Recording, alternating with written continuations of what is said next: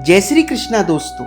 बृहस्पति देव की कथा सुनने मात्र से धन, संपत्ति, संतान सुख, जीवन में सफलता और तो और मृत्यु को प्राप्त हुए प्राणी के शरीर में भी प्राण फूंक देती है।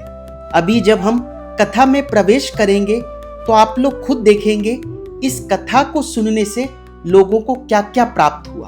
तो आइए हम लोग भी इस कथा को सुनकर अपने जीवन में सौभाग्य को जगाते हैं। बोलिए गणेश जी महाराज की जय, बोलिए लक्ष्मी नारायण भगवान की जय, बोलिए बृहस्पति देव भगवान की जय। एक समय एक बहुत प्रतापी और दानी राजा था।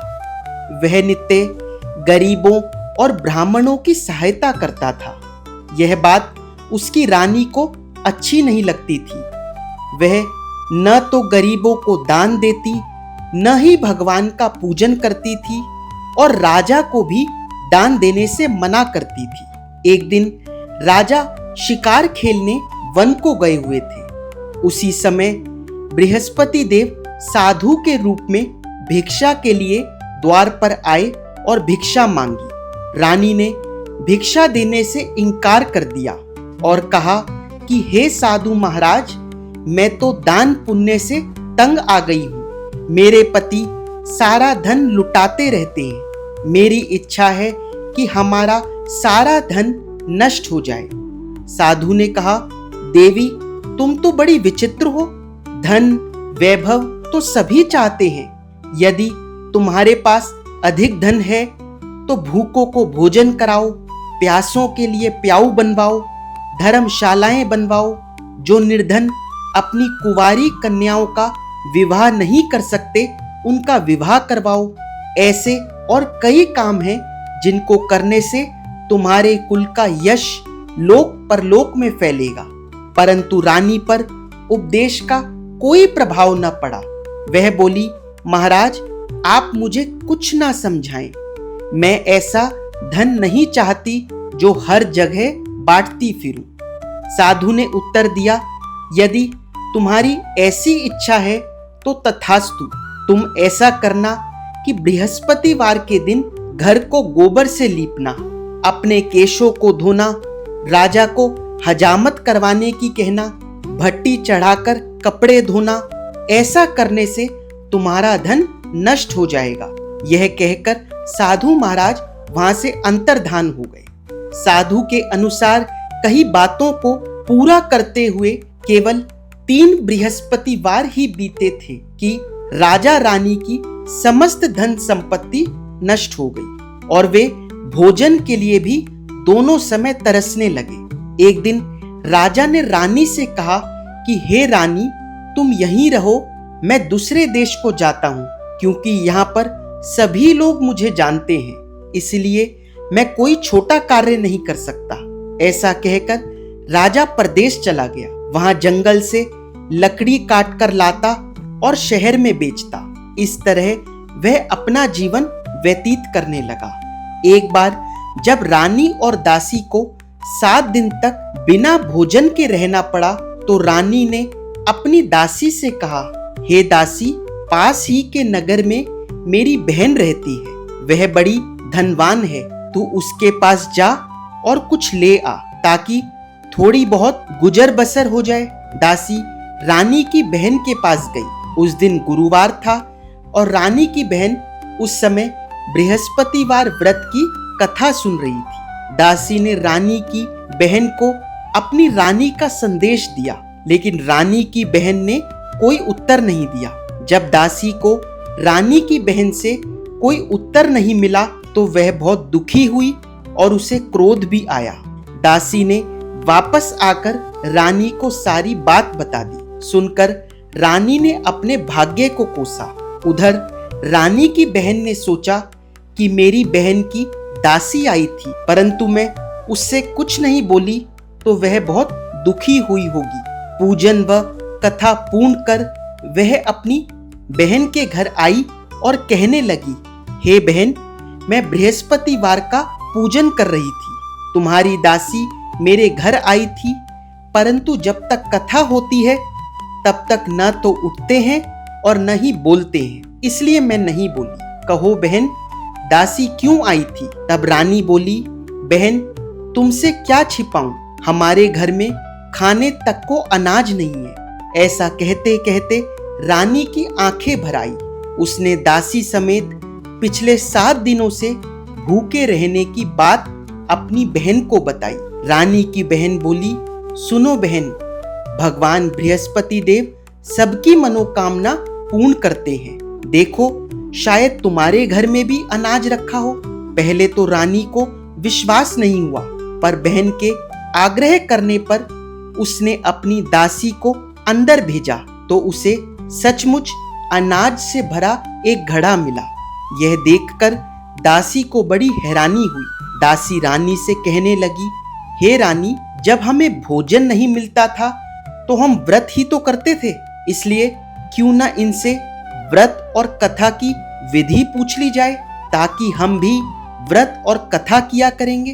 तब रानी ने अपनी बहन से बृहस्पतिवार के व्रत की पूरी विधि के बारे में पूछा। उसकी बहन ने बताया कि बृहस्पतिवार के व्रत के दिन चने की दाल और मुनक्का से विष्णु भगवान का केले की जड़ में पूजन कर घी का दीपक जलाएं, कथा सुनकर पीला भोजन ही करें, इससे बृहस्पति देव प्रसन्न होते हैं। इस तरह व्रत और पूजन विधि बताकर रानी की बहन अपने घर को लौट गई। 7 दिन के बाद जब गुरुवार आया तो रानी और दासी ने व्रत रखा। दासी गुड़साल में जाकर चना और गुड़ ले आई, फिर उनसे केले की जड़ में विष्णु भगवान का पूजन किया। अब पीला भोजन कहां से आए, इस बात को लेकर दोनों बहुत चिंतित थे, क्योंकि उन्होंने सच्ची श्रद्धा से व्रत रखा था। इसलिए बृहस्पति देव प्रसन्न होकर एक साधारण व्यक्ति का रूप धारण कर 2 थालों में सुंदर पीला भोजन दासी को दे गए। भोजन पाकर दासी प्रसन्न हुई और फिर रानी के साथ मिलकर भोजन ग्रहण किया। उसके बाद वे हर गुरुवार को व्रत और पूजन करने लगी। बृहस्पति भगवान की कृपा से उनके पास फिर से बहुत धन संपदा हो गई, परंतु रानी फिर से पहले की तरह आलस्य करने लगी। तब दासी बोली, देखो रानी, तुम पहले भी इसी प्रकार आलस्य करती थी। तुम्हें धन रखने में कष्ट होता था, इसलिए तुम्हारा सभी धन नष्ट हो गया। बड़ी मुसीबतों के बाद हमने यह धन पाया है, इसलिए तुम्हें दान पुण्य करना चाहिए, भूखे मनुष्यों को भोजन कराना चाहिए और धन को शुभ कार्यों में खर्च करना चाहिए, जिससे तुम्हारे कुल का यश बढ़ेगा, स्वर्ग की प्राप्ति होगी और पितृ प्रसन्न होंगे। दासी की बात मानकर रानी अपना धन शुभ कार्यों में खर्च करने लगी, जिससे पूरे नगर में उसका यश फैलने लगा। एक दिन राजा दुखी होकर जंगल में एक पेड़ के नीचे बैठा था। वह अपनी दशा को याद करके व्याकुल होने लगा। बृहस्पतिवार का दिन था। एकाएक उसने देखा कि वन में एक साधु चले आ रहे हैं। साधु आकर बोले, हे लक्कड़हारे, इस सुनसान जंगल में तू क्यों चिंता में बैठा है? लक्कड़हारे ने दोनों हाथ जोड़कर प्रणाम किया और उत्तर दिया, महात्मा जी, आप तो सब कुछ जानते हैं, मैं क्या कहूँ। यह कहकर वह राजा रोने लगा और साधु को अपनी आत्मकथा सुनाई। साधु ने कहा, तुम्हारी स्त्री ने बृहस्पति के दिन बृहस्पति भगवान का निरादर किया था, जिससे रुष्ट होकर उन्होंने तुम्हारी यह दशा कर दी। अब तुम मेरे कहने पर चलो तो तुम्हारे सभी कष्ट दूर हो जाएंगे और भगवान पहले से भी अधिक संपत्ति देंगे। तुम बृहस्पति के दिन कथा किया करो। 2 पैसे के चने व मुनक्का लाकर उसका प्रसाद बनाओ और शुद्ध जल के लोटे में गुड़ मिलाकर अमृत तैयार करो। कथा के पश्चात अपने परिवार और सुनने वाले प्रेमियों में अमृत व प्रसाद बांटकर स्वयं भी ग्रहण करो। ऐसा करने से भगवान तुम्हारी सभी मनोकामनाएं पूरी करेंगे। साधु के ऐसे वचन सुनकर लक्कड़हारा बोला, हे प्रभु, मुझे लकड़ी बेचकर इतना पैसा नहीं मिलता जिससे भोजन के उपरांत कुछ बचा सकूं। मैंने रात्रि में अपनी स्त्री को व्याकुल देखा है। मेरे पास कुछ भी नहीं जिससे मैं उसकी खबर मंगा सकूं। साधु ने कहा, हे लकड़हारे, तुम किसी भी बात की चिंता मत करो। बृहस्पति के दिन तुम रोजाना की तरह लकड़ियां लेकर शहर को जाओ। तुमको रोज से दुगना धन प्राप्त होगा, जिससे तुम भोजन भी कर सकोगे और बृहस्पति देव की पूजा का सामान भी आ जाएगा। मैं तुम्हें बृहस्पति देव की कहानी सुनाता हूँ। प्राचीन काल में एक ब्राह्मण रहता था।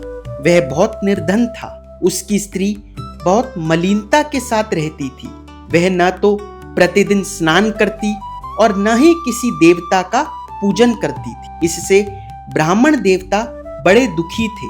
कुछ समय पश्चात ब्राह्मण के घर एक सुंदर कन्या पैदा हुई। कन्या बड़ी होने पर प्रातः स्नान करके विष्णु भगवान का जाप व बृहस्पतिवार का पूजन एवं व्रत करने लगी। अपने पूजन पाठ को समाप्त करके पाठशाला जाती तो अपनी मुट्ठी में जौ भर के ले जाती और पाठशाला के मार्ग में डालती जाती।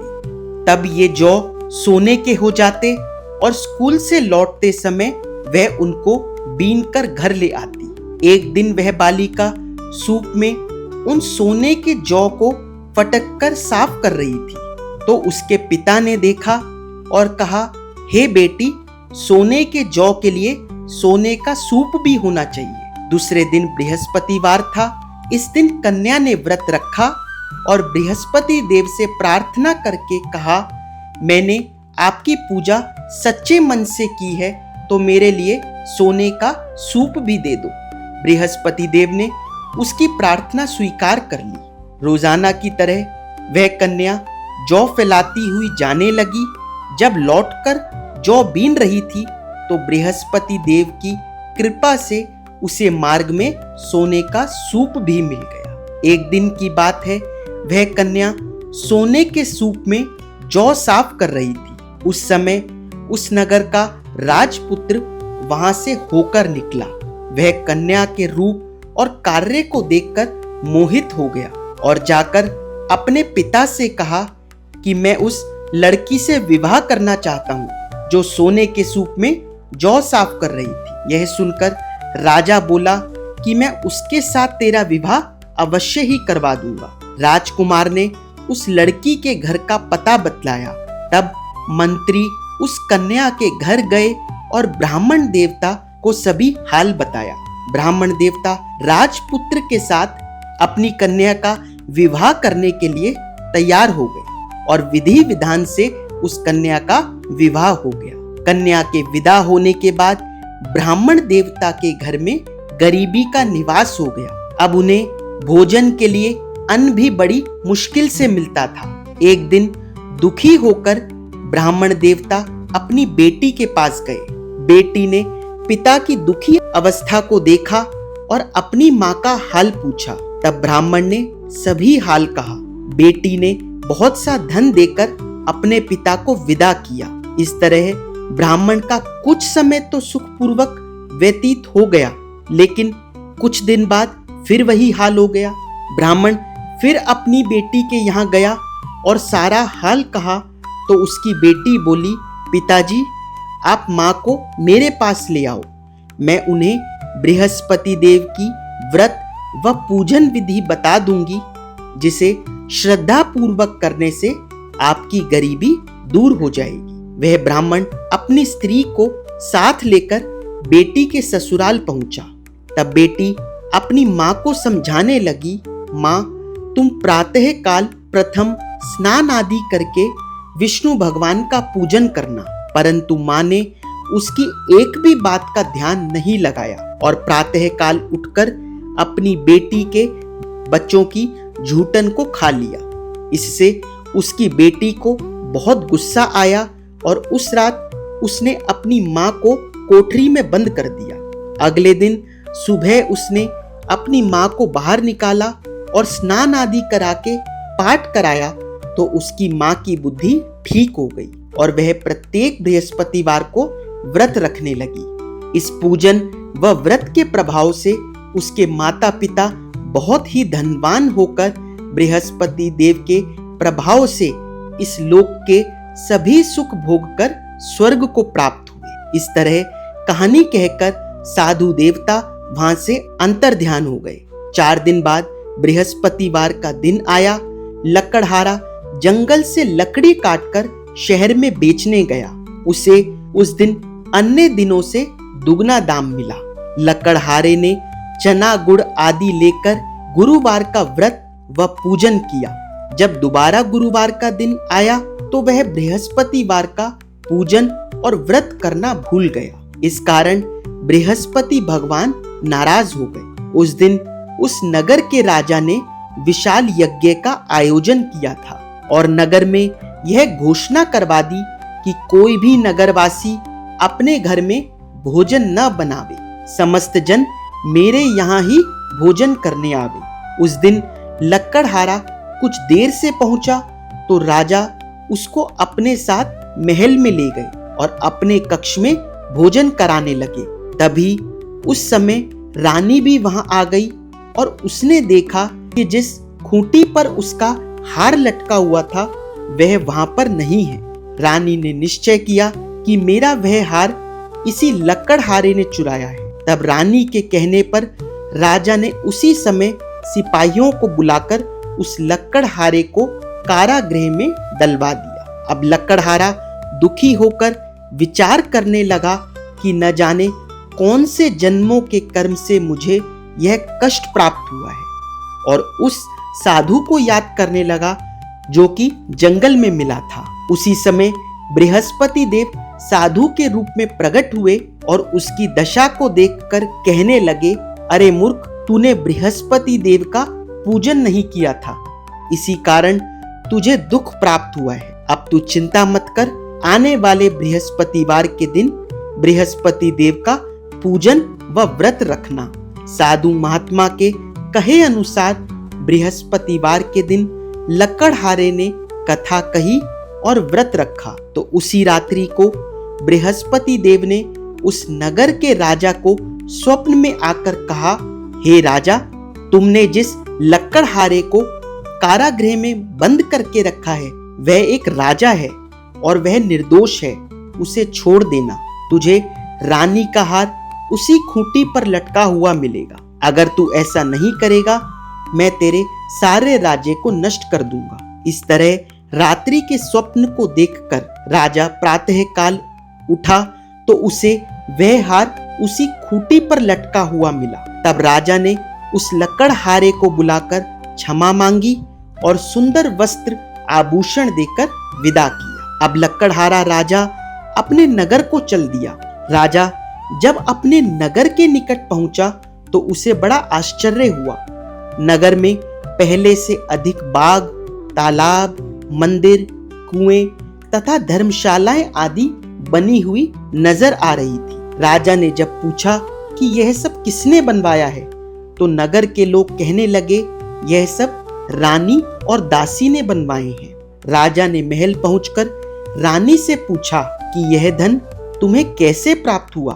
तब रानी ने बताया कि हमें यह सब धन बृहस्पति देव के इस व्रत के प्रभाव से प्राप्त हुआ है। तब राजा ने निश्चय किया कि हर गुरुवार को तो सभी बृहस्पति देव का पूजन करते हैं, परंतु मैं प्रतिदिन दिन में 3 बार बृहस्पति देव की कथा कहूंगा तथा रोज व्रत किया करूंगा। अब हर समय राजा के दुपट्टे में चने की दाल बंधी रहती तथा दिन में 3 बार कथा कहता।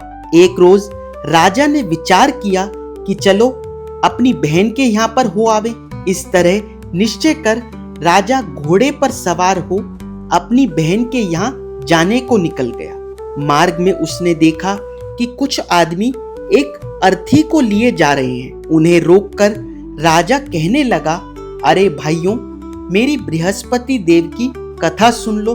तो वे बोले, लो, हमारा तो आदमी मर गया है और इसको अपनी कथा की पड़ी है। परंतु कुछ आदमी बोले, अच्छा कहो, हम तुम्हारी कथा सुनेंगे। राजा ने दाल निकाली और कथा कहना आरंभ किया। अभी कथा आधी ही हुई थी कि अर्थी पर लेटा हुआ मुर्दा हिलने लगा और कथा समाप्ति पर राम राम कहता हुआ वह मुर्दा उठकर खड़ा हो गया। बोलो बृहस्पति भगवान की जय। आगे बढ़ते हुए मार्ग में राजा को एक किसान खेत में हल चलाता मिला। राजा ने उसे रोककर कहा, अरे भैया, तुम मेरी बृहस्पतिवार की कथा सुन लो। किसान बोला, जब तक मैं तेरी कथा सुनूंगा तब तक 4 हरिया जोत लूंगा। तू अपनी कथा किसी और को सुना। यह सुनकर राजा आगे चलने लगा। राजा के आगे बढ़ते ही बैल पछाड़ खाकर गिर गए और किसान के पेट में बड़ी जोरों से दर्द होने लगा। उस समय किसान की माँ रोटी लेकर आई। उसने जब यह देखा तो किसान से सब हाल पूछा। अपने बेटे की बात सुनकर वह बुढ़िया दौड़ी दौड़ी उस घुड़सवार राजा के पास गई और उससे बोली कि मैं तेरी कथा सुनूंगी, तू अपनी कथा मेरे खेत में चलकर ही कहना। राजा ने बुढ़िया के खेत पर जाकर कथा कही। कथा सुनने के उपरांत ही बैल उठ खड़े हुए और किसान के पेट का दर्द भी ठीक हो गया। राजा अपनी बहन के घर पहुंचा। बहन ने भाई की खूब मेहमानी की। दूसरे दिन प्रातःकाल राजा जगा तो वह देखने लगा कि सब लोग भोजन कर रहे हैं। राजा ने अपनी बहन से कहा कि ऐसा कोई है क्या जिसने भोजन नहीं किया हो और मेरी बृहस्पतिवार की कथा सुन ले। बहन बोली, भैया, यह देश ऐसा ही है, पहले यहाँ लोग भोजन करते हैं, बाद में अन्य काम करते हैं। अगर कोई पड़ोस में हो तो मैं देख कर आती हूँ। कई घर देखने के बाद भी उसे ऐसा व्यक्ति नहीं मिला जिसने भोजन न किया हो। कुछ दूर और जाने पर वह एक कुम्हार के घर गई जिसका लड़का बीमार था। उसे मालूम हुआ कि कुम्हार के यहाँ 3 दिन से किसी ने भोजन नहीं किया है। रानी ने अपने भाई की कथा सुनने के लिए कुम्हार से कहा तो वह तैयार हो गया। राजा ने कुम्हार के घर जाकर उसके परिवार को बृहस्पतिवार की कथा सुनाई, जिसे सुनकर कुम्हार का लड़का ठीक हो गया। ऐसा होने पर चारों ओर राजा की प्रशंसा होने लगी। एक दिन राजा ने अपनी बहन से कहा कि हे बहन, हम अपने घर को जाएंगे, तुम भी तैयार हो जाओ। राजा की बहन ने अपनी सास से पूछा। सास ने कहा, हाँ चली जा, परंतु अपने लड़कों को मत ले जाना, तेरे भाई के कोई औलाद नहीं है। बहन ने राजा से कहा, भैया मैं तो चलूंगी पर कोई बालक नहीं जाएगा। तब राजा बोला कि जब कोई बालक ही नहीं चलेगा तब तुम भी क्या करोगी। बड़े दुखी मन से राजा अपने नगर को लौट आया। राजा ने अपनी रानी से कहा, हम निर्वंशी राजा हैं। तब रानी बोली, हे प्रभु, बृहस्पति देव ने हमें सब कुछ दिया है, वे हमें औलाद भी अवश्य देंगे।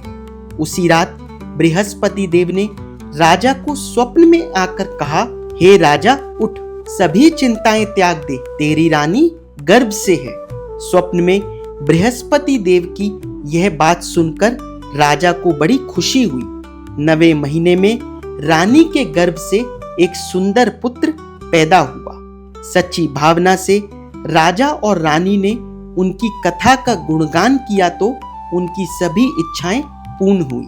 जो सच्ची श्रद्धा से बृहस्पतिवार का पूजन करता है, दूसरों को कथा पढ़कर सुनाता है या सुनता है, तो बृहस्पति देव उसकी सभी मनोकामनाएं पूर्ण करते हैं, सदैव उसकी रक्षा करते हैं। कथा सुनने के बाद प्रसाद बांटना चाहिए एवं स्वयं को भी ग्रहण करना चाहिए। हृदय से उनका मनन करते हुए जयकारा बोलना चाहिए। बोलो बृहस्पति देव भगवान की जय, बोलिए विष्णु भगवान की जय। आइए अब आरती करते हैं। ओम जय बृहस्पति देवा, ओ स्वामी जय बृहस्पति देवा। छिन छिन भोग लगाऊं, छिन छिन भोग लगाऊं, कदली फल मेवा। ओम जय बृहस्पति देवा, तुम पूर्ण परमात्मा, तुम अंतर्यामी, ओ स्वामी तुम अंतर्यामी।